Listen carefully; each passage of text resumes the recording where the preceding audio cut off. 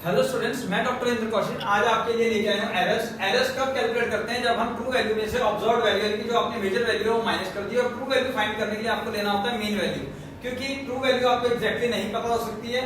अब जो भी वैल्यू आएगी उसको एब्सोल्यूट एरर कहेंगे, जो भी इंडिविजुअल एब्सोल्यूट एरर्स आएंगे उसका मीन निकालने के बाद आएगा mean absolute error. Types of error वहां लिखे हुए हैं। अब इसका फाइनल रिजल्ट लिखा जाता है x बार प्लस माइनस डेल्टा x बार, यानी कि x बार क्या होगा मीन वैल्यू यानी true value plus minus delta x bar is your absolute error. अब सपोज करिए इसको क्वेश्चन की फॉर्म में अगर हम समझें तो एक रेजिस्टेंस दे रखा है 2 प्लस माइनस 0.2 ओम और एक रेजिस्टेंस दे रखा है 3 प्लस माइनस 0.3 ओम। अब आपको कैलकुलेट करना है equivalent resistance when they are connected in series combination.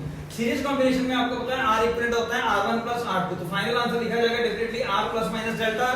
तो अभी दोनों कैलकुलेट करते हैं। तो सबसे पहले R कैलकुलेट करने के लिए resistance in series direct formula 2 plus 3 जो मेन वैल्यूज हैं उनको ऐड कीजिए, देन यू विल गेट 5 ओम। और डेल्टा कैलकुलेट करने के लिए प्लस माइनस में आपको पता है we have to just find out the maximum possible error that is absolute error.